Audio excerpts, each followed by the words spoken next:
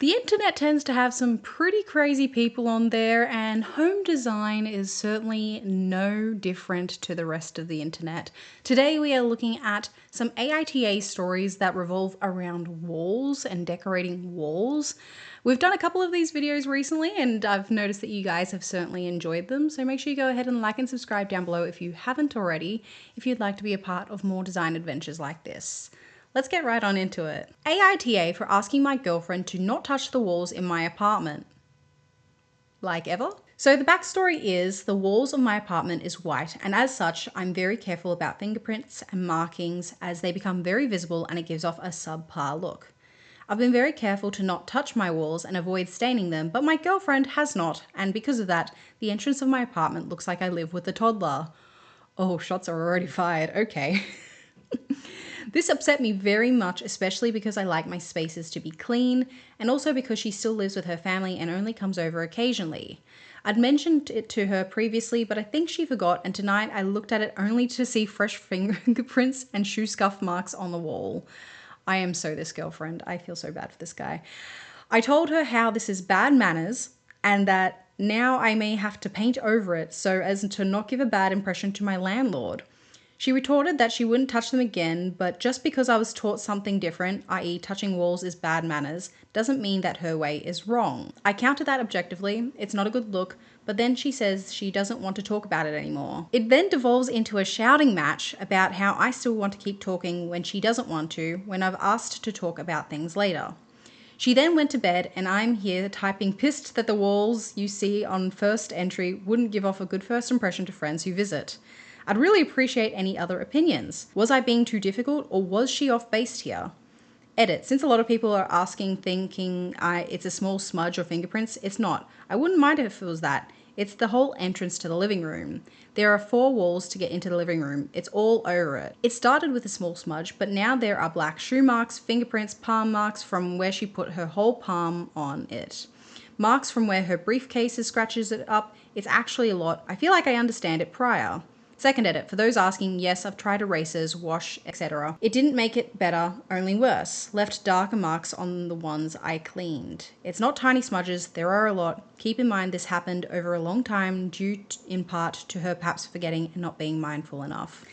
Oh boy, okay, this is a really interesting topic, but I want to give this person a little bit of grace because although this person was deemed the a-hole in this story, and look, calling your partner a toddler isn't probably not the best thing to do, I do want to give this person a little bit of grace because of what I know about paint. Now, if you're new here, I actually worked in the paint industry for 5 years, so I know a few things. And it sounds like the paint that he's got on the walls currently, thanks to the landlord, is probably something that's bright white and probably matte or eggshell. These are the sheen levels that are of your walls, so whether or not it's shiny or very flat looking. And especially when you've got a flatter looking paint, especially something like a ceiling flat, that thing marks up no matter what you do. Like you can breathe in the wrong direction and it will mark. Like it's just a pain to live with. And ceiling paint is actually really, really cheap in comparison to wall paint. So I would not be surprised if this apartment was painted in that sheen level. So I want to give a little bit of grace to both him and his girlfriend because no matter what you do with that type of paint, it will mark and you cannot get it off. The easiest thing to actually do in this scenario is to repaint, but that's obviously not something that a renter would want to do. So I do want to give this guy a little bit of grace with that because honestly, I don't think people really think about that. I live in an apartment here and I can tell that they used some form of a mat that just does not wash no matter what you do. And it's annoying, of course, because you just want to make the place look clean. I get where he's coming from, but then no matter what you do, just life gets in the way. Now, it does sound like his girlfriend is a little bit of a klutz. I myself am also a klutz, so I would also be the girlfriend in this scenario. I would be the problem here. However, in saying that, sometimes you can't avoid it. Like unless he has perhaps a console table, a shoe rack, somewhere to sit down when you're doing your shoes and your briefcase and that sort of thing, that can help minimize things for sure. But it's still going to end up happening some way or another.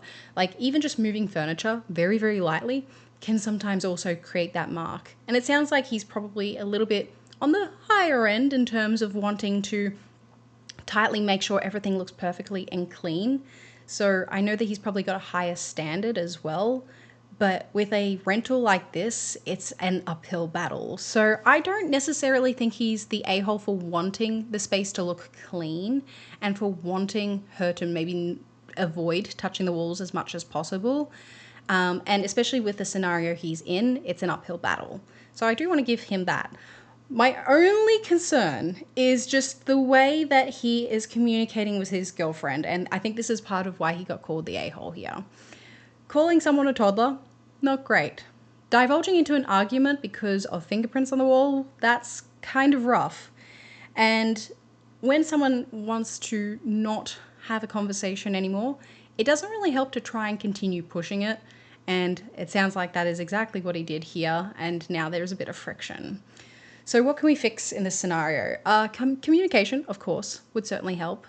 Trying to find a different ways to communicate it. But then on top of that, I actually think you probably need to repaint. Like if it's as bad as you're suggesting it to be, I would say that there's no hope unless you repaint and you use a low sheen or above. Of course, you have to talk to the landlord about it and make sure it's a very similar white, but that is your only option here. As a designer, as someone that worked in paint for a very long time, that's my opinion. Let me know if you have any other opinions down below. Let's have a look at some of the comments. This can't be real. Walls are washable. You jump straight to repainting. And what's your real issue? The landlord seeing a smudge or guests seeing a smudge? This is not very normal. Occasionally walls get touched for that reason. I'm going with YTA and your girlfriend is right. Your way isn't the only way to do things. Yes, but walls are not always washable when you use the wrong thing. And I would, as someone that worked in the industry, oftentimes, when a painter wants to save money, he will use the wrong thing, or a landlord will use the wrong thing. So I actually don't blame the guy in the scenario as much here. YTA, generally speaking, this is not considered an issue. Your landlord doesn't care and others likely won't notice. Most interior paints is washable. I agree that a magic eraser is a good idea. Apparently didn't work, so that's why I'm saying what I'm saying. YTA, buy a magic eraser and get over it. Walls are going to get scuffed and they're gonna have fingerprints on them. She's not doing it on purpose. Yeah, look, I don't think she's doing it on purpose. Of course not. I think that some people, like myself, just create mayhem no matter wherever we go. So I don't think she's like doing it to intentionally hurt him. But if the paint is poor quality or you have such a low sheen paint, magic eraser is not going to work. And I'll tell you why magic eraser won't work. Because you've got such a flat sheen level, when you use something like magic eraser, it changes the sheen level. So even if, let's say, the smudge goes away, you've now added a sheen to it. And so when you look at it at certain points in the light, you're going to see a sheen change. And so it's still going to look messy. So although everyone here seems to be like, bro, do you have OCD and use a magic eraser, that doesn't always work. So I'm going not the a-hole here in terms of his concerns, but he is the a-hole in terms of how he talks to his girlfriend and how he's handling the situation with her. I don't think he should be blaming her completely. I actually think this might actually be the landlord's fault here. AITA for not wanting my roommate's art on every wall in our home. Oh boy. I know I'm probably the a-hole here, but since the corona, everyone in our house is unemployed and therefore home daily. My roommate has suddenly taken up a passion for painting, which feels almost like an obsession. They paint in the common area almost non-stop from the time they wake up till after we are in bed. I find the paintings to be really ugly, but I would never tell them that and try and compliment them from time to time. The only thing is that my roommate has begun to fill every wall in the house with his paintings. This is to the point where he will measure a wall, go out and buy a canvas and finish a painting a day later to hang it up. Oh no. By this point, every blank wall has been filled with his paintings and it doesn't seem to be stopping anytime soon. I get being excited about your art and wanting to display it, but these all seem like paintings he gave very little thought to. For example, he did 2 paintings today already. Okay, they are already on the walls. Okay. AITA for not wanting every wall in our shared home to be filled with his art. I don't want to hurt his feelings because he's proud of them. Ooh, okay. There are 2 ways that we can talk about this. So, way number 1. Yes, shared common area, probably should discuss it with roommates and say, hey, I've obviously come into this hobby. I really like it. Can I display it, first of all? And also see if the other roommates even like that style of painting. As someone that does painting as a hobby myself, doing 2 paintings in one day kind of suggests that they might be abstract or very simple or not great. Now, not to like fully dig on this guy's artistic integrity, but art is very, very personal. So to just assume that everyone else is going to like the art that you create and put it on all the walls is just a little bit of an a-hole move. So it sounds like this guy's kind of working through Corona at this point in time of his life, and this is the way that he wants to do it, but he should have talked to his roommates first. I don't actually think that the roommate is a-hole in any shape or form. Like, having your own personal opinion about art, no problem. Wishing that they had communicated with you and said, hey, I really want to hang up my art in the common area, is that okay? Would have been nice. So I don't think this person is the a-hole. However, I will say, in terms of making a space home and making a space your own is something that I don't think many people do these days. And that's something that I do appreciate out of this artist person, because that is what I do as well. One second, I'll quickly show you something. Okay, this is a piece of art that I created. I have always done art all my life, but I got back into painting about a year ago. And so this is one of the many that I have done, and you would have seen in some of my videos that there's some in the background as well. Now, would I expect everyone in the entire world to like my art? No. Am I the next Picasso? No. But me and my man both love my art, and so we display it around our house.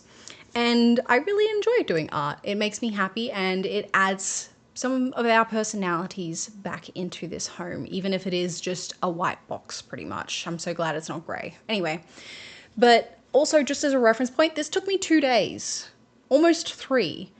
So if someone's doing 2 paintings in a day, they probably don't look like this. They're probably abstract, and they might not be as nice to the person that is writing this story. And look, art is extremely personal. I have done different types of styles of art to try and figure out my personal artistic style.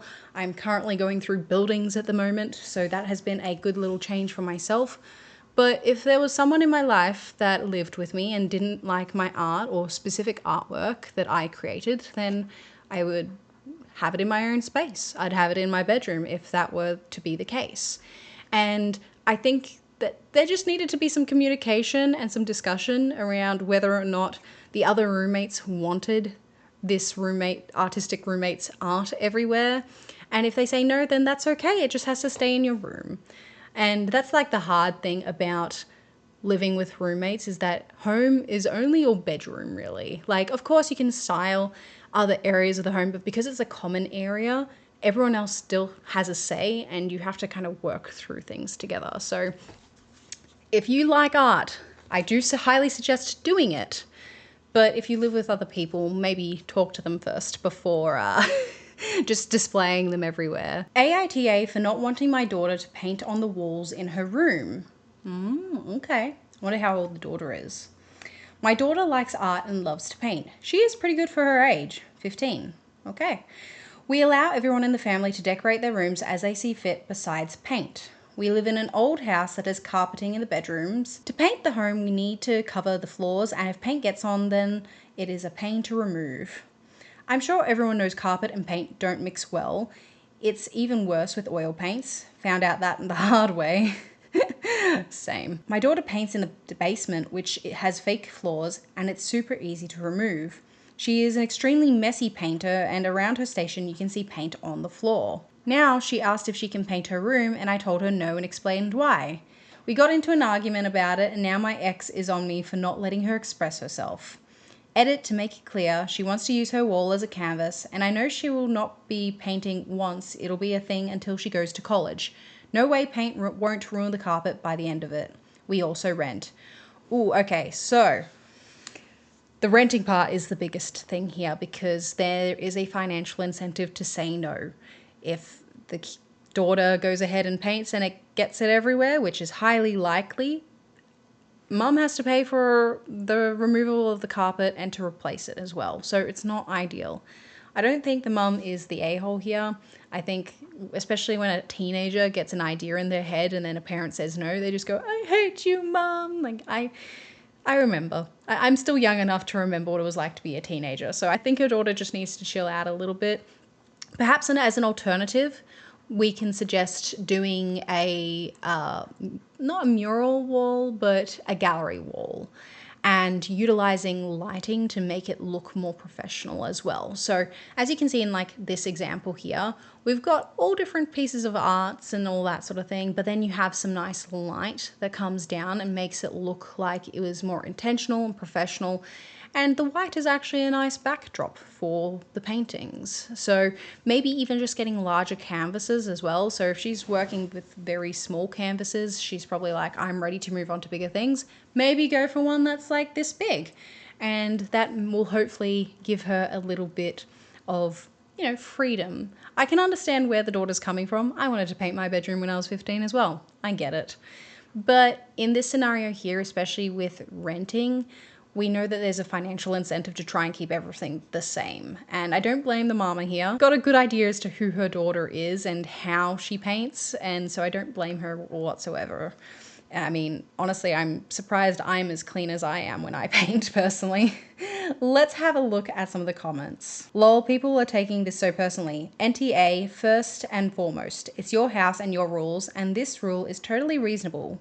You're not restricting her from painting at all or hanging her art up on the wall. Again, reasonable. Carpet is expensive AF to replace, or to be honest, even to professionally clean, so of course you don't want paint on it. Paint isn't the cleanest hobby, but as a painter myself, I can keep paint off the floors and stuff for the most part, while it sounds like your daughter can't. Makes sense then to keep her painting station elsewhere. They also rent, so it's not even their house. Definitely a reasonable boundary. I agree. I totally understand why the 15-year-old is grumpy. I totally get it. But the mama here has been very reasonable. She hasn't gone ahead and called her daughter names or restricted her in any way whatsoever. So I'd say NTA here. My only suggestion is what I said beforehand, and perhaps not giving her exactly what she wants, but showing that you care about her art. Showing her that you do like it and that you do want her to express herself and to make it look as professional as possible or as artsy as possible, whatever way she swings with her artistic integrity. And just show her that you want her to continue painting. It's just that this particular limit has been set because you guys rent. Maybe even potentially promise her that if you were to purchase a house in the future that she could paint in there. But that I wouldn't completely do, because who knows, she might just go, oh, okay, you said that, I'm going to paint in every room in the house. I am that person. So, you know, be a bit more cautious about that one. But yeah, what do you guys think? Who do you think were a-holes in these stories? Let me know in the comments below. I thought these were so interesting, especially the one about the fingerprints on the walls, because I had such a different opinion in comparison to a lot of the commenters that I read. I was just like, have these people never heard of non-washable walls because people don't tell you like the truth? But anyway, let me know if you'd like to see a bit more of these. I am planning to do a bit of a mix up and change up on this channel in terms of the types of videos that I make and all the different schedulings and that sort of thing. So there is going to be some movement on this channel, but if you do want to see more of these, let me know down below and I will try and prioritize them. But yeah, thank you so much for watching. I'll see you on the next design adventure.